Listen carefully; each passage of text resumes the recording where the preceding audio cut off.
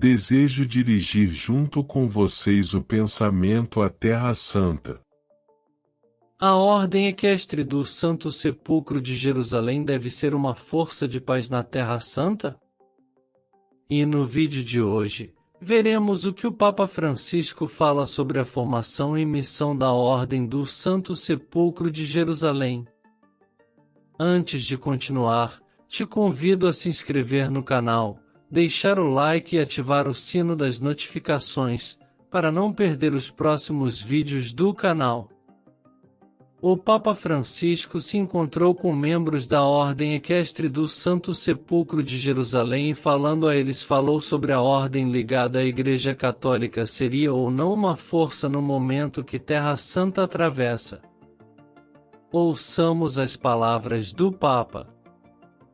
Caros cardeais, queridos irmãos no episcopado, senhores membros do grande magistério e tenentes, irmãos e irmãs, dou as boas-vindas a todos vocês, cavaleiros, damas e eclesiásticos que representam a Ordem Equestre do Santo Sepulcro de Jerusalém. Saúdo especialmente o cardeal Fernando Filoni, grão-mestre da Ordem, e expresso meus sentimentos de gratidão e estima a todos os membros da Ordem espalhados pelo mundo.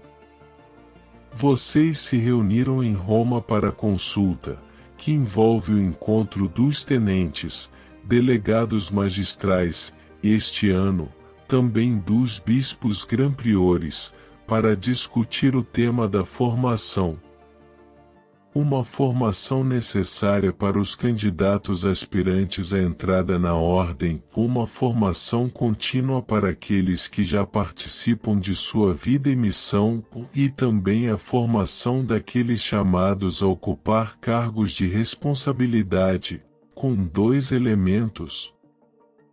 O espiritual, na consciência do alto compromisso moral assumido diante do altar, e o relacionado à organização das atividades e à gestão administrativa dos recursos, para suprir de maneira contínua e adequada as necessidades da Terra Santa.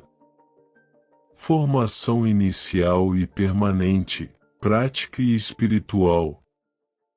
São 4 diretrizes que podemos ver representadas no sinal da cruz, que se destaca em seus mantos e anima sua espiritualidade.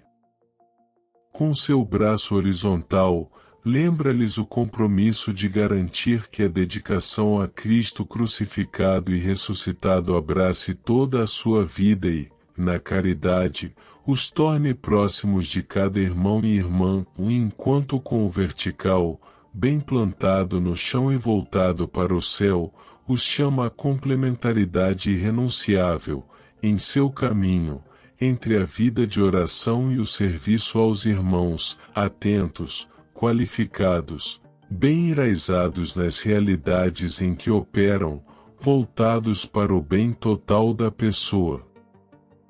Nesse sentido, os estatutos que eu aprovo constituem a via mestra sobre a qual vocês se movem como ordem leiga, com um propósito já bem intuído pelo Beato Pio IX e depois confirmado por seus sucessores, associar homens e mulheres que se empenham por uma participação mais plena na vida da Igreja, começando por aquela Igreja mãe de Jerusalém, de acordo com o ensinamento do apóstolo Paulo, e abrindo-se para o mundo inteiro.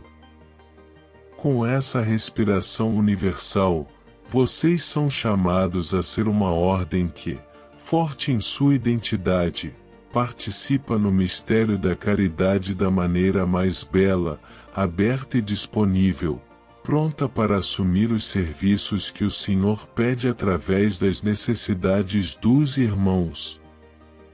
Desde a educação da infância nas escolas até a solidariedade concreta com as categorias mais frágeis, como os idosos, os doentes, os refugiados. Lembro aqui, sempre, eu diria o refrão o que o Senhor faz todos os profetas repetirem no Antigo Testamento: a viúva, o órfão e o estrangeiro.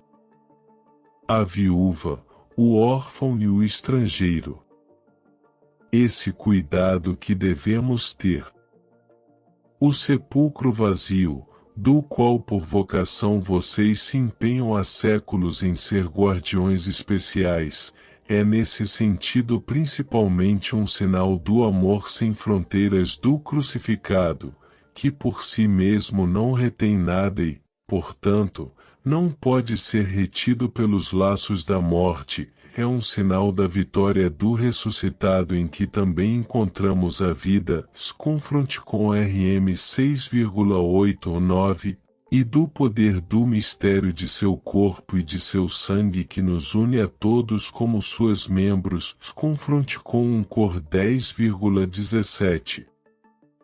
Formar e se formar, no início do caminho de investidura e ao longo de toda a vida. A formação é para toda a vida. Formar e se formar em uma caridade universal e inclusiva. Estudar sob essa ótica a história de sua ordem e, em um contexto de escuta e oração, esforçar-se para adquirir as habilidades para atender às necessidades do próximo. Isso é um grande serviço que vocês podem prestar hoje à Igreja e ao mundo. Em cada época, mesmo na nossa marcada pelo paradigma tecnocrático, há uma grande necessidade de pessoas que pratiquem a caridade com inteligência e imaginação. Portanto, exorto vocês a continuar com esse estilo o seu trabalho e transmiti-lo fielmente nas diversas fases da formação. Antes de concluir, desejo dirigir junto com vocês o pensamento à Terra Santa. Infelizmente, somos testemunhas de uma tragédia que ocorre exatamente nos lugares onde o Senhor viveu, onde nos ensinou através de sua humanidade a amar, perdoar e fazer o bem a todos. E, no entanto, vemos esses lugares dilacerados por sofrimentos terríveis que afetam especialmente tantos inocentes mortos. Por isso, estou espiritualmente unido a vocês, que certamente vivem este encontro da consulta compartilhando a grande dor da Igreja Mãe de Jerusalém e implorando o dom da paz. Queridos irmãos e irmãs, a Virgem Maria, invocada por vocês com o título de Rainha da Palestina, os assista sempre em sua missão. De coração, abençoo vocês, abençoo todos os membros da Ordem com suas famílias. E recomendo a vocês, não se esqueçam de orar por mim. Obrigado. Os membros da Ordem Equestre do Santo Sepulcro de Jerusalém estiveram reunidos em Roma para discutir a formação necessária para aspirantes e membros atuais. E como vimos, o Papa destacou a importância da formação espiritual e prática, enfatizando a identidade e missão da Ordem na caridade universal. Francisco lembra do compromisso com os mais necessitados e a importância de seguir o exemplo de Cristo na Terra Santa. O Papa encoraja a contínua busca por conhecimento e habilidades para atender às necessidades dos outros, especialmente em tempos difíceis. O Papa também pediu orações pela paz na Terra Santa e abençoou os membros da Ordem. Em junho de 2014, em um encontro entre o Papa Francisco e os presidentes de Israel e da Palestina na época, Francisco enfatizou que a paz requer coragem, muito mais do que a guerra.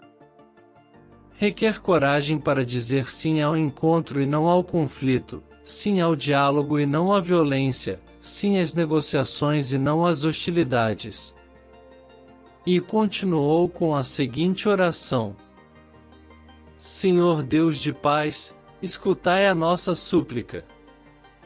Tentamos tantas vezes e durante tantos anos resolver os nossos conflitos com as nossas forças e também com as nossas amas, tantos momentos de hostilidade e escuridão, tanto sangue derramado, tantas vidas despedaçadas, tantas esperanças sepultadas.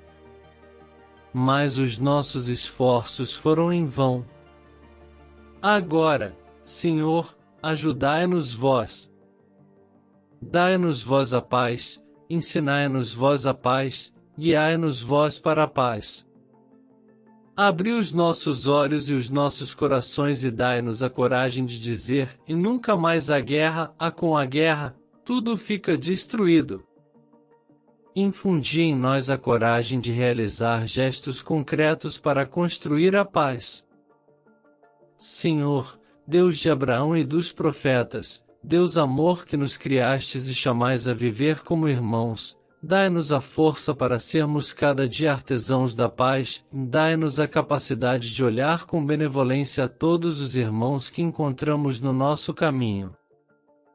Tornai-nos disponíveis para ouvir o grito dos nossos cidadãos que nos pedem para transformar as nossas armas em instrumentos de paz, os nossos medos em confiança e as nossas tensões em perdão. Mantende acesa em nós a chama da esperança para efetuar, com paciente perseverança, opções de diálogo e reconciliação, para que vença finalmente a paz. E que do coração de todo homem sejam banidas estas palavras, indivisão, ódio, guerra. Senhor, desarmai a língua e as mãos, renovai os corações e as mentes, para que a palavra que nos faz encontrar seja sempre um irmão, e o estilo da nossa vida se torne em Shalom, paz, Salam. Amém. Agora te convido a compartilhar esse vídeo com mais pessoas, para que mais pessoas conheçam esse pedido pela paz. Obrigado. Até a próxima. Que Nossa Senhora abençoe você imensamente.